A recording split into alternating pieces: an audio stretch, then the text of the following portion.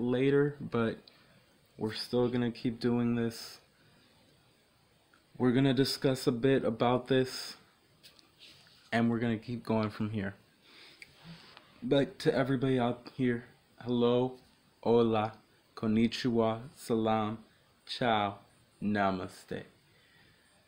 Peace to all. This is the pink elephant in the room conversation. We are going to talk about your godhood, your goddesshood, your masterhood of who you are as a person. For one, before I even start, if you feel this resonates with you, do not hesitate on Periscope to leave hearts. Just press the button on the phone. And for the people on YouTube, do not hesitate to leave likes, and do not hesitate for both to comment, because this is a conversation with everybody to grow who we truly are. And without further ado, let's begin with, first of all, this is your birthright. Don't let anyone in this world tell you that you are supposed to get to some level of expertise to become someone special, that you need to do something to become this high up echelon or something. That's not how it works. This has been your birthright from the beginning, because there's never been an end to this. This is just simply who you are, in essence. There's no possibility of you becoming any less than this, because of the fact that everyone is the same force. How would goddesshood, godhood, and masterhood work? It works simply when you understand yourself to find your nirvana. And what I mean by finding your nirvana, in a sense, is when you are becoming your own happiness, when you are becoming your own peace. By being your peace, your happiness, your kindness, your love, your wealth, and everything, when you are being this effortlessly, one day to you would mean nothing of all the chaos and things going on in the world, because it would all within you become bliss. Everything around you would be beauty. Everything around you, you would see from a different perspective. Everything around you, you would see from a more loving point of view, no matter who the person is or what the person is doing.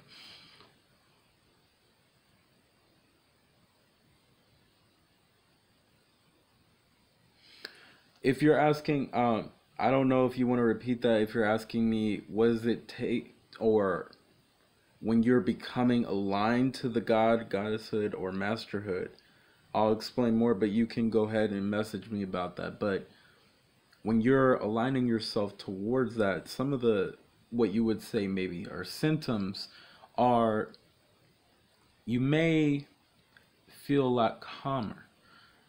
You may just simply be happy with life one way or another, no matter the situation. You may not be worrying about what other people are doing, saying. You're more focused towards the self and growing the self. And as you grow that, when even getting there, you may decide, after you get to that point, to grow another person. When you are enlightened, you truly know you're enlightened when one can be enlightened. Or to better put it, when you can enlighten another person and another. But this isn't something where you force it upon. It all starts with the self first. As the Egyptian proverb said, and I say this all the time, to know thyself is to know the gods, the goddesses, and the creators within who you are as a person. This isn't just some silly saying or anything. This is who you are. When you go within you is your memory. Within who you are as a person is your birthright. Within who you are is true peace, nirvana, when you understand who you are. Most, however, do not understand who they are as a person. So you see a lot of people in today's society who walk around amongst themselves doing things to get to some place, doing something, going somewhere, trying to become the best of this thing that they're doing. And there's nothing wrong with doing that. However, the point is being aware that you're doing it. And most people are not aware of the fact that they do that on a day-to-day basis. We wake up, wash up, go to work, come back home and eat, and it goes on repeat in a sense. We start a family, we get a house, and then we die, and that's simply a repeat session when there's much more to who we are. Whether it means sending letters to people in political power, whether it means making a difference out there by creating a nonprofit, whether it means sending out good vibrations, or whether it means what I'm doing, talking to several people online. Whatever you see within yourself that works, go for it.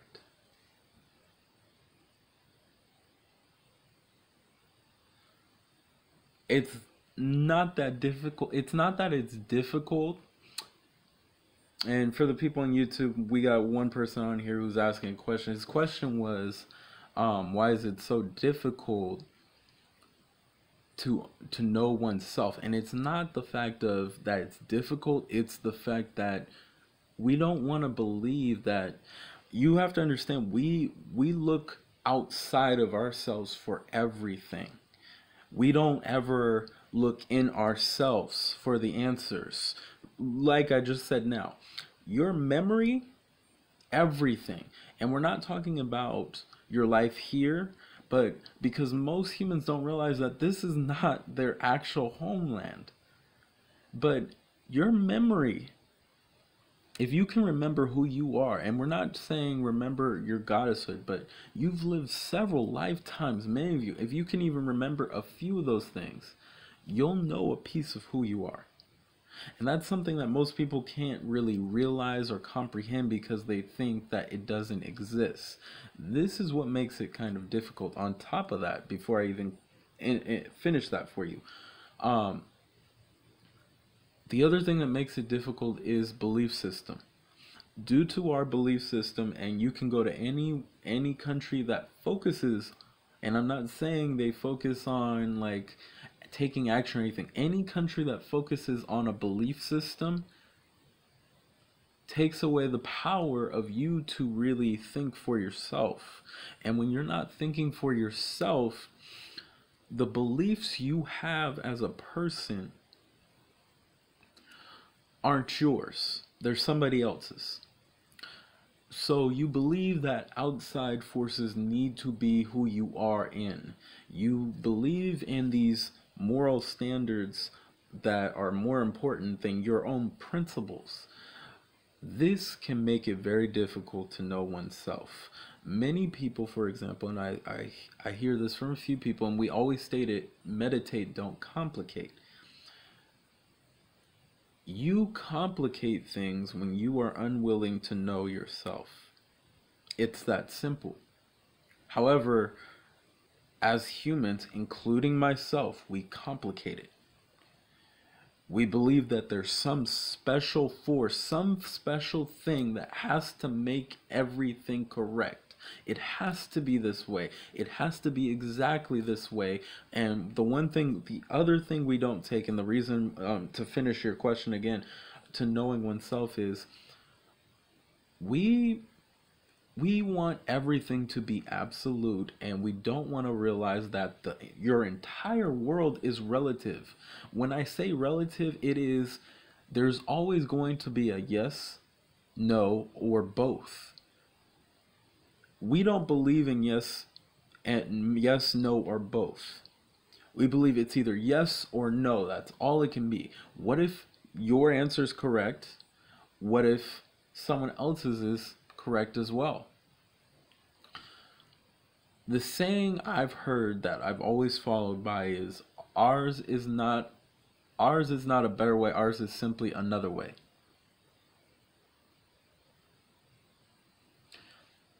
Monks haven't figured this out. It's more of a sense that masters before you have figured this out, and the people you call monks, Buddhists, or masters, or whoever you want to call them, your ulama, your avatars, as you call them out in the world, have learned this from others. These masters that you see on the planet have taught those many people before you. You know them in several ways. For example, when we talk about I believe it's Joseph Smith, Confucius, Buddha, Krishnamurti, Muhammad, Jesus Christ, Zhao. The list goes on and on. Literally, it goes on and on and on of many mentors who have taught this both in today's society and in the past society that have allowed you to get to where you go now. You read books about these people. However, our belief is to believe we need to follow these people. Let me give you an example of this, just from an old perspective of what I've understood. Christ. And nobody will tell you this. Nobody believes this, but this is what was written, and it's who you are. Christ had said, "Don't ye know ye are gods?" We still do not believe that due to our belief system, that we are lowly and we are nothing more in comparison to what we consider our gods. And we don't realize that you are the same part of everything. You are that.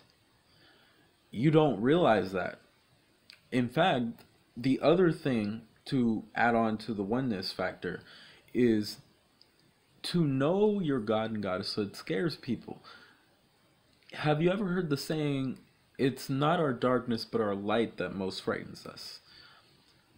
This is a big truth. Our light most frightens us, though the truth is it shouldn't.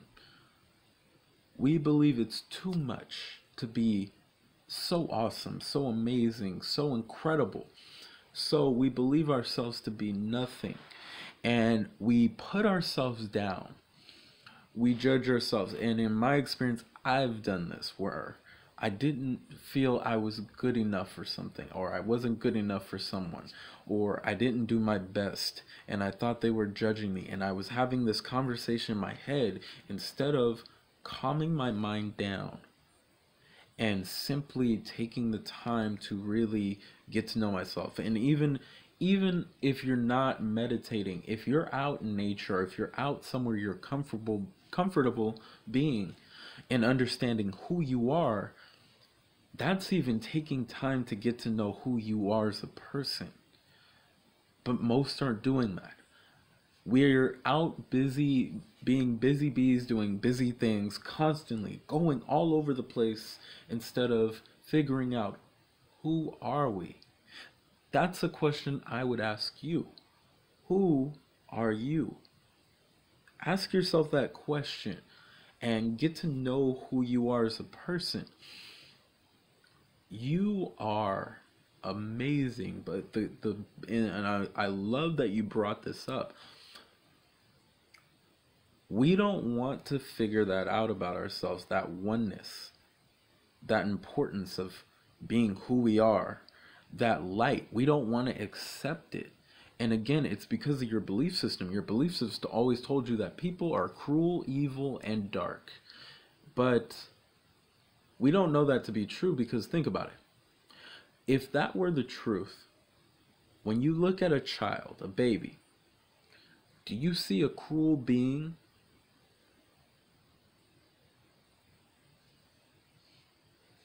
The answer is whatever you make of it. But when you see a child, Do you see a cruel being, whether it be in your hands or someone else's hand, or if you see one at all? Most, if honestly anybody, including myself, would say no. You see a child, calm, playful, peaceful, being birthed into this world, trying to understand. There's no malice or evil in that, because from the beginning, you are love, and that is your true goddesshood. But the problem, especially what we do to children in other generations, is we start to tell them what our generation had told us, that our generation had told us, that our generation had told us. And this begins to conflict. And we start believing in the factor of panic. Fear is okay, but it becomes deeper later on when it's panic. Even in my experience, and I believe I told this, that I had a music audition and I began to panic and freak out and get scared and everything else. And I remember what the guy said to me, that there are wars going out there right now. Don't worry about this. It's okay. And I completely melted over. When you understand your fears, this helps you grow, but it helps when you're allowed to understand these things of who you are as a person, instead of being told that this is bad, this is good, and this is this. When you understand the self, no matter what anyone says, no matter what dictates the world or whatnot, you will not be a part of it, because it's not of who you are by nature.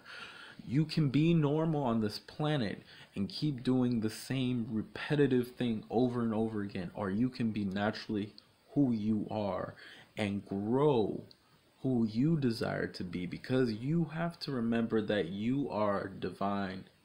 You are amazing. You are beautiful. You are the gods, the goddesses, and the creators within. And to finish off, to answer your question of couldn't figure out who you are, look at your life right now and ask yourself, whatever you're doing at this point in time, is this who I am being at this point in time? And again, go within yourself, meditate. And if you want to know more about that, you can message me on I am Soulology, and that goes for people on YouTube. You can message me on Instagram on I am Soulology. That's the best place to see me, as well as on my YouTube, Soulology, where I'll make sure to message you as well. But the best place would be, I'd say, is you can message me directly on I am Soulology.